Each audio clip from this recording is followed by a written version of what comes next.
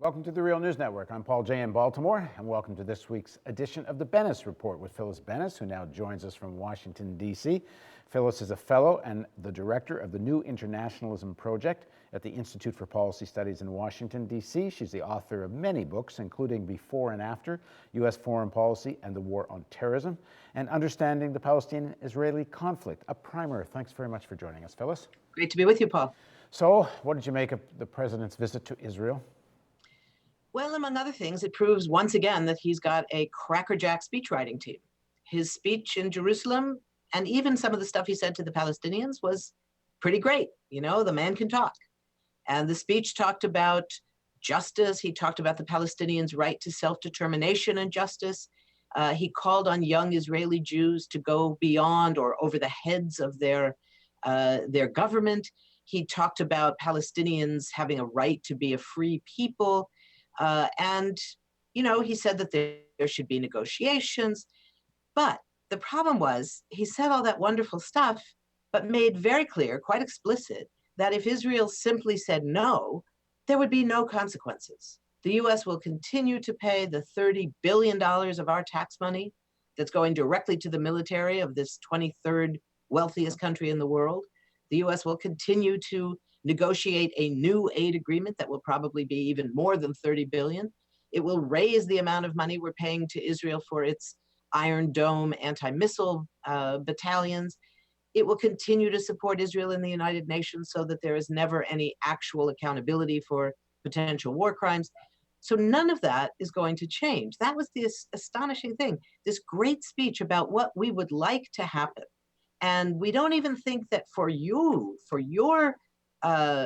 your vantage point, you Israelis, we don't think what you're doing is very useful.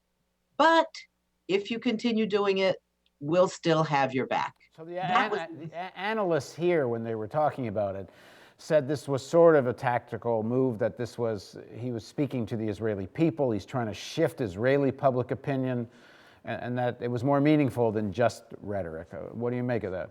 I wish that were the case. I mean, I wish this was based on his assessment that Israel is such a great democracy that if you can convince all the people that their government will somehow do the right thing. That doesn't happen in this country, and I don't think it happens in Israel. So, you know, I simply don't think that was the case. There was a bit of a quid pro quo on Iran, but it was essentially saying that we'll let up on any pressure on Israel around Palestine, around oppression of the Palestinians, if Israel will just stop bothering us about Iran. That was the essence of the quid pro quo. Beyond that, there was really no policy basis, no strategic basis, no actual shift in anything that the U.S. is doing. Now, one of the things, of course, that got a lot of attention was President Obama apparently brokered this phone call. Netanyahu phones to Erdogan, the Prime Minister of Turkey, and apologizes for killing Turkish citizens on the Gaza flotilla and agrees that they're going to pay compensation to the families. And then the third point, agrees to lift the blockade on Gaza. And then the reports after that are, oh, we won't really have much of a blockade against Gaza anymore. It's just some construction materials.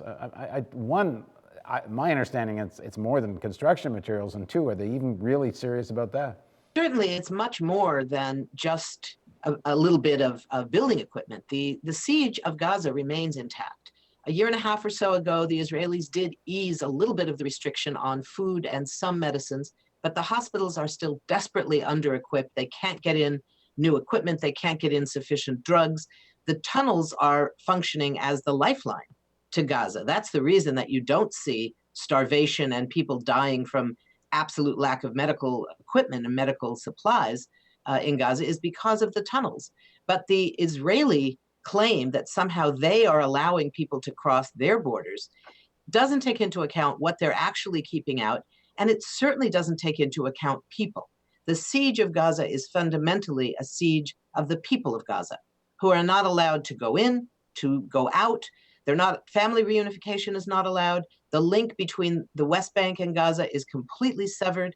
So the notion that Israel is somehow not doing very much that's bad is simply a lie. And they're hoping they can get away with it. Unfortunately, in the conversation with Erdogan, there's no indication that he called them on it. That's well, actually, really 2 days later, he did make a statement which said he's waiting to see if the Israelis are serious about lifting the siege of Gaza, and relations won't be normalized until they do. Right, and hopefully he'll implement that. That's the kind of diplomatic statement that may be aimed more at his audience at home than it is real. We don't know. We'll have to wait and see how and if and for how long Erdogan holds Israel accountable for these violations. But it was also important from another vantage point, and that was that it made clear that when the US wants to pressure Israel for something they want, which in this case was a reconciliation between its two crucial allies in the region, Israel and Turkey, the US gets what it wants.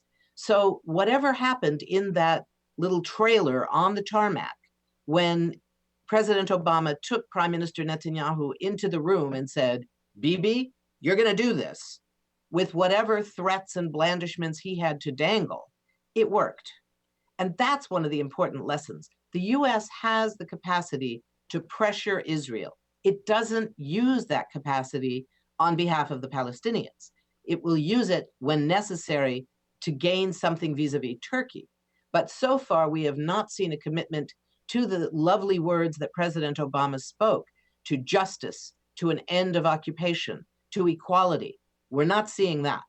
All right, thanks for joining us, Phyllis. Thank you. And thank you for joining us on the Real News Network.